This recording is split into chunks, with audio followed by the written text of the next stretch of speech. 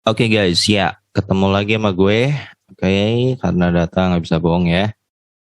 Oke, hari ini gue mau bahas saham Jaya ya. Ini juga atas permintaan orang juga. Em, Armada Berjaya Trans ya. Lihat grafiknya sih pernah naik tinggi, jeblok lama. Tahu ada tanda naik, mulai naik. Di sini ya. Ini bergerak di bidang apa ya? Gue juga kurang paham guys.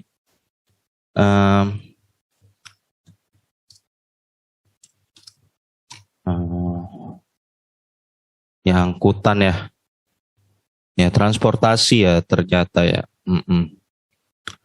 Ya, gue pribadi kurang paham ya setiap detail hampir setiap perusahaan bergerak di bidang apa.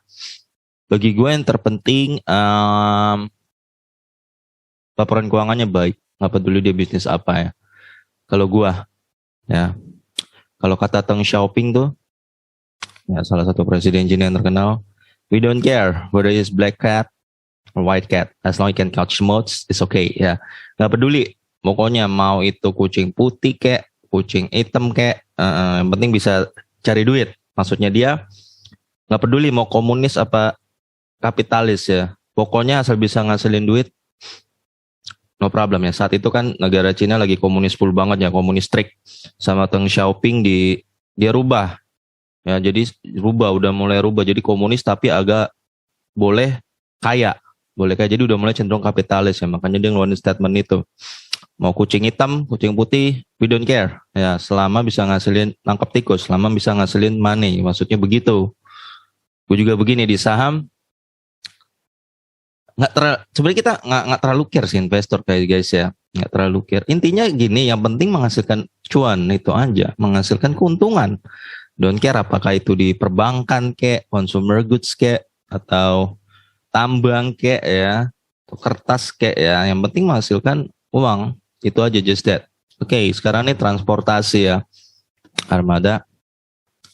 Ya lo lihat sahamnya kayak gini. Oke, kita bahas aja ya.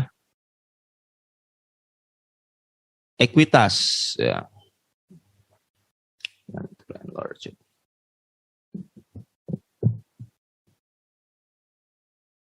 2019 ekuitasnya 64 miliar ya. 24 miliar. Lalu 2002 sorry.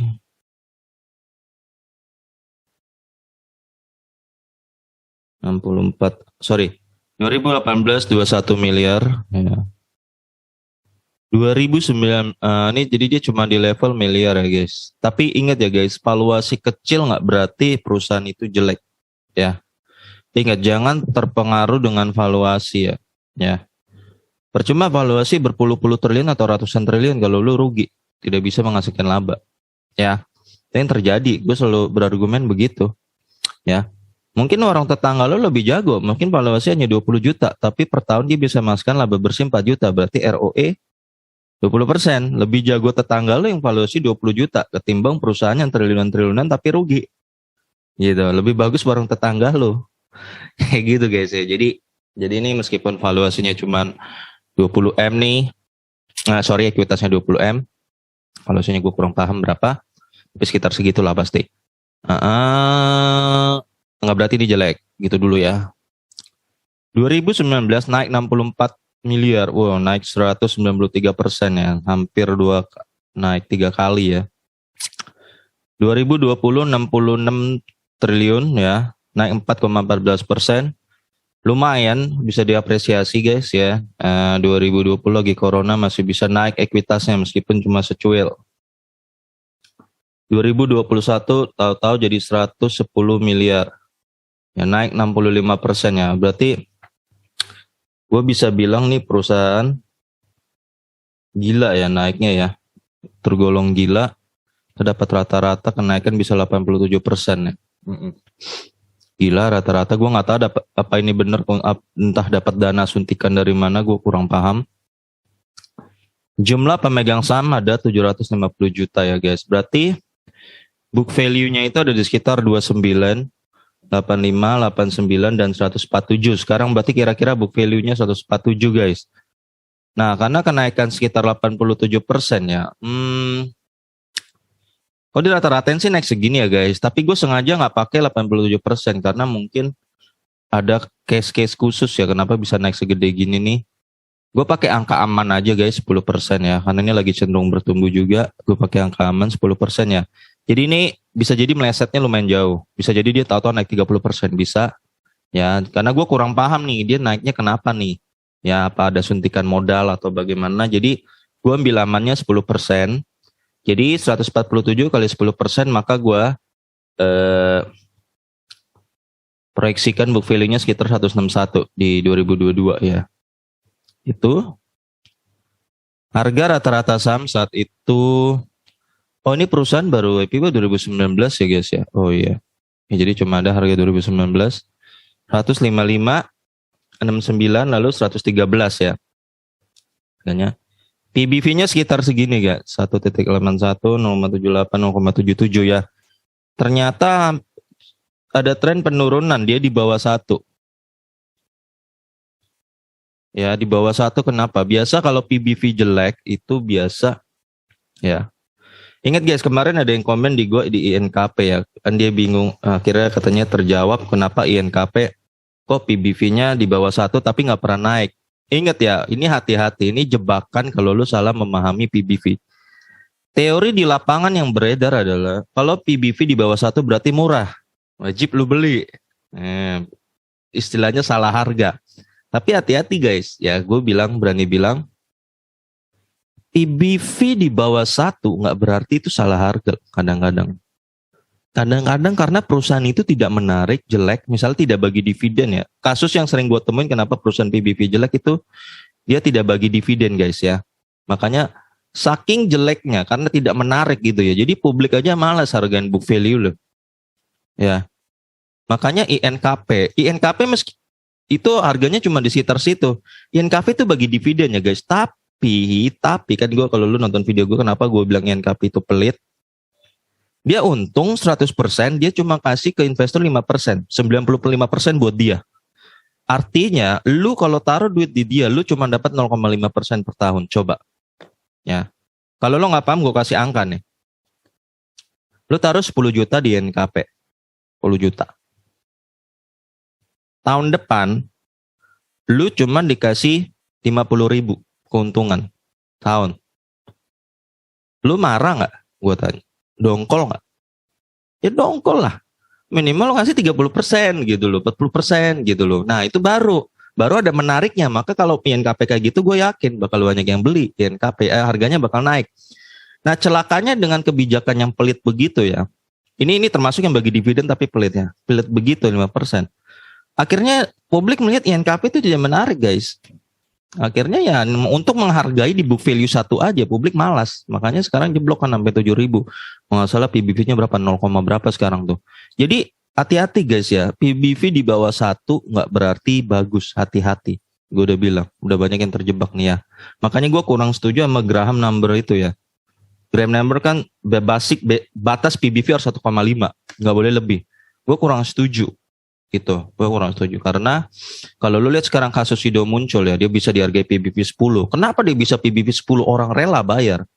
Ada harga guys, karena tolak angin lagi booming gitu loh. Karena corona ini efeknya ada gitu, di kena corona orang nggak masalah tolak angin yang dulunya cuma 2.000 dia sekarang harga 4.000. Orang beli artinya keuntungan melebar buat Sido muncul dan Sido muncul bagi dividen besar. Jadi orang rela mau bayar dia 10 kali. Sekarang PBV 11 nggak masalah. Ya jadi hati-hati guys, hati-hati ya. Teori Graham number itu PBV kalau lu salah paham sama PBV nanti lu terjebak ya. Jadi ini kan PBV juga kecil ya. Kita balik ke Jaya.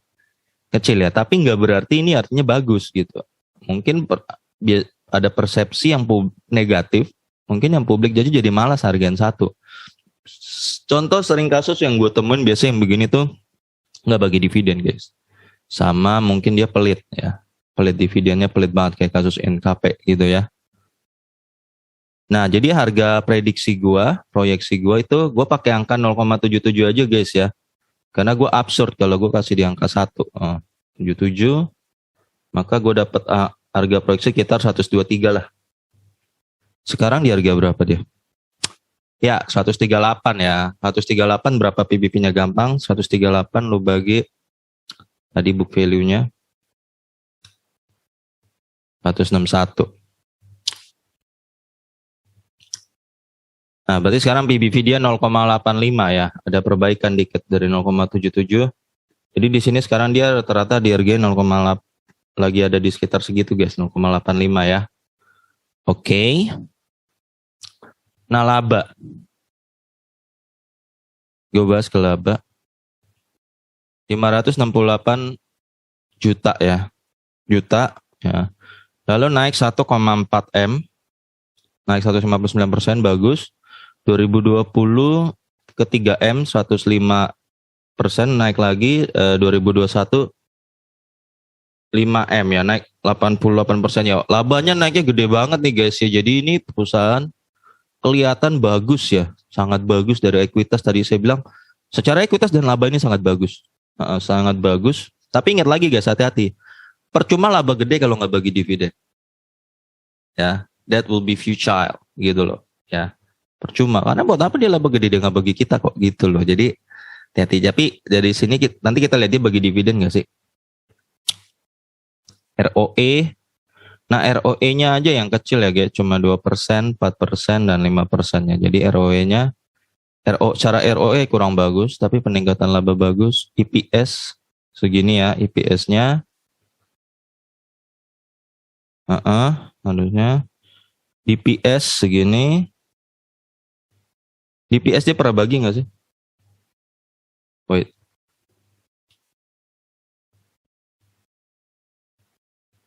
DPS-nya, oh nggak pernah bagi guys. Iya, makanya kan, betul kan? Ya kan, yang gue bilang. Kalau udah orang perusahaan nggak bagi dividen guys, kenapa? Gue selalu kasih saran lo hindarin perusahaan yang nggak bagi dividen. Satu, lu rugi. Saham itu, kehebatan saham adalah karena di atas kripto, di atas properti, di atas emas, itu adalah karena, atau di atas forex segala macam lah, karena dia bagi dividen. Ketika lu nanam perusahaan yang nggak dibagi dividen, ya lu percuma tanam sama. Apa bedanya lu lagi main kripto? Apa bedanya lu mau tanam emas doang? Mending masih lebih mending emas, karena emas ini capital gain-nya meskipun lambat tapi jelas. Permasalahannya di lapangan, lu punya kerugian kedua nih sekarang nih. Kerugian kedua di lapangan, ketika perusahaan tidak bagi dividen, dia harga sahamnya nominalnya jatuh, turun, PBV-nya dihargain makin turun. Jadi artinya nominal saham lu berkurang, duit lu berkurang. Jadi lu double rugi di sana. Ya, lu udah dividen gak dapet, nominal saham lu turun karena perusahaannya nggak laku, jelek di mata publik. Ya, artinya lu dapat rugi dua. Makanya gue bilang kita harus tegas guys. Ya, tegas. Jadi investor tuh nggak bagi saham, cabut aja. Kayak gitu. Ya, bukan kita. Kemarin ada yang bilang di INKP ya, dia komen, saya lupa katanya, wah harga kertas mau melambung setinggi langit, makanya prospeknya tinggi lah kertas gitu segala macam. Saya cuma bilang, mau kertas harganya to the moon sekalipun, harganya 1 lembar itu 1 juta. Kalau perusahaan itu cuma bagi lu 5% dari keuntungan 95 buat dia, dan lu cuma dapat 0,5%, semua percuma. Jadi percuma. Lu dapat kecil. Gitu guys. Jadi ingat ya, kita nih sebenarnya poin kita nih dividen yield ya. Ini yang penting buat kita. Ya. Dividen. Bukan bukan ini sebenarnya ya. Yang penting dividen kita dapat kita berapa per tahunnya. Incar yang minimal 3,5 sampai 4. Kalau lu bisa dapat yang 7% ya alhamdulillah. Apalagi 10%. Lu kontrakin rumah nih, lu punya 200 juta. Beli rumah kontrakin ke orang per tahun 12 juta. Itu 6% loh guys. Jadi kontrak rumah 5-6% ya. Nah di saham lu bisa dapat itu dari dividen. Lu punya 200 juta, lu gak perlu bangun rumah, taruh aja misalnya saham BRI. Per tahun minimal naik 10% harga nominal saham lu, dan lu per tahun dapat dividen 3%, 4%. Udah. Lu better daripada lu kontrakin rumah. Ya, di properti. Kayak gitu loh. Nah itu guys, gue bilang sama lu, itulah kehebatan saham ya. Jadi kalau dia udah nggak bagi dividen, lo cabut aja. Menurut gue, bukan menurut gue sih ya. Sebenarnya itu logika waras aja sih guys ya. Kita kan maunya untung. Kayak gitu guys ya. Secara per sih gue lihat ya. Per ya langsung aja lompat. Ya 17 kali, 14 kali meningkat ya. Tapi per bagus. Karena sih bagus nih 14 kali ya. Per bagus nggak bagi dividen buat apa? Itu yang selalu gue bilang. Per bagus nggak bagi dividen buat apa? Itu aja ya. Nah, jadi kesimpulan gue sekarang, Ekuitas nih perusahaannya bagus, bagus banget malah. Menu bertumbuh, dari laba bertumbuh. Ya, jadi ini bukan, gue bisa bilang nih perusahaan niat jadi perusahaannya. Memang ngincer laba. Ya, ngincer laba. Tapi gue nggak tahu nih saham publik yang beredar berapa, saham ownernya berapa. Ini pasti keputusan ownernya nih. Ya, yang masih megang mayoritas saham nih, dia nggak bagi dividennya. Jadi perusahaan ini minusnya adalah dia tidak bagi dividen, guys. Jadi harganya dia nanti cenderung susah naik. Ya guys, susah naik. Pasti. Bener nggak sih? Iya kan? Ya gini-gini aja. Nanti agak naik dikit. Ya kayak gitulah nanti harganya. Bakal di sekitar kayak begitu. Ya. Dia bagi laporan keuangan nggak sih di 2021 ini? Oh nggak, jadi full bagi. Ya. Oke. Nah itu aja guys. Jadi perusahaan ini nggak bagi dividen ya. Kalau menurut gue, kalau gue pribadi ya, sebagus apapun fundamental perusahaan itu, kalau nggak bagi dividen, gue lebih baik cari yang lain. Kalau gue, ya. Itu aja guys. Oke, sampai ketemu di video gue berikutnya. Karena data nggak bisa bohong.